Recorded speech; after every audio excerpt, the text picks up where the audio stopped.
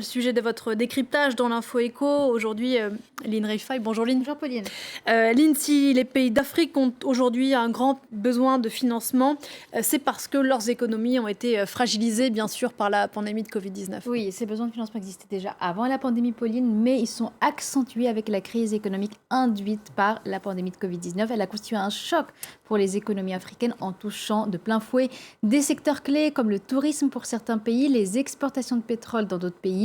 Les mesures de confinement ont aussi privé des millions de travailleurs précaires de leurs revenus journaliers, avec comme conséquence un accroissement de la pauvreté. Les détails avec Alexandra Quarini. C'est un véritable choc pour les économies africaines. Avec une chute de 1,9% du PIB, le Covid-19 a plongé le continent dans la récession, une première en près de 3 décennies.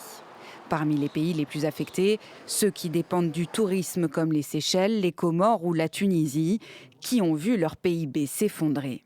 Autre secteur touché, celui du pétrole. Avec la baisse de l'activité économique mondiale et celle du transport aérien, les prix de l'or noir ont plongé, avec un impact direct sur les économies de pays comme l'Angola ou le Nigeria. D'autres pays qui dépendent des exportations de matières premières ne sont pas non plus épargnés par la crise. En Afrique du Sud, le PIB a chuté de 7% en 2020. Autre facteur aggravant, les mesures de confinement, avec des conséquences notables pour les nombreux travailleurs journaliers qui se sont retrouvés sans emploi. Pour eux, aucune indemnisation et toute une économie informelle mise à l'épreuve. Autant d'éléments qui ont accentué la pauvreté sur le continent. Elle a progressé de 8% en un an. Actuellement, près de 40% de la population africaine vit sous le seuil d'extrême pauvreté. La conséquence, Lynn, de cette situation économique plus que fragile, c'est que la dette de nombreux pays africains est devenue insoutenable. Oui, Pauline, la tendance était déjà à la hausse de la dette publique en Afrique au cours de la dernière décennie. Selon l'Agence française de développement, la dette publique du continent a plus que doublé au cours de cette période pour atteindre 1 400 milliards de dollars en 2019 avec une vingtaine de pays jugés en situation de surendettement. Et la situation s'est encore plus dégradée avec la crise sanitaire. L'an dernier, le ratio dette sur PIB a progressé dans une quarantaine de pays africains. Alors face à ce constat, plusieurs bailleurs internationaux se sont mis d'accord en avril 2020 pour suspendre le paiement des intérêts de la dette pour plus de 40 pays situés majoritairement en Afrique subsaharienne.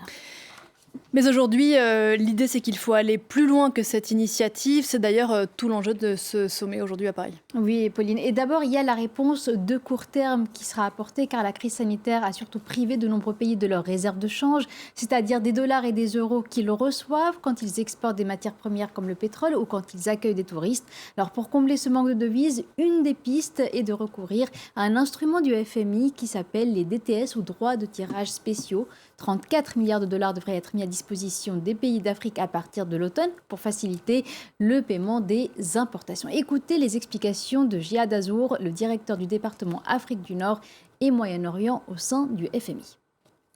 Cette année, comme vous le savez, le fonds va distribuer aux pays membres, si le conseil d'administration l'approuve, les droits de tirage spéciaux qui peuvent offrir une augmentation de la liquidité et des réserves.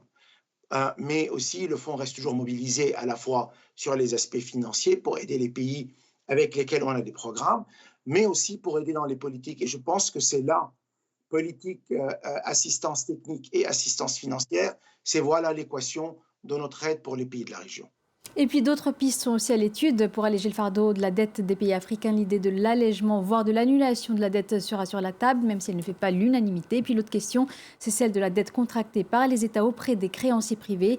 Est-ce qu'eux aussi sont prêts à des allègements de dette? Enfin, la question du rôle des investisseurs privés dans la croissance et le développement économique futur de l'Afrique sera aussi abordée. J'imagine qu'on en reparlera demain. Merci beaucoup, Lynn.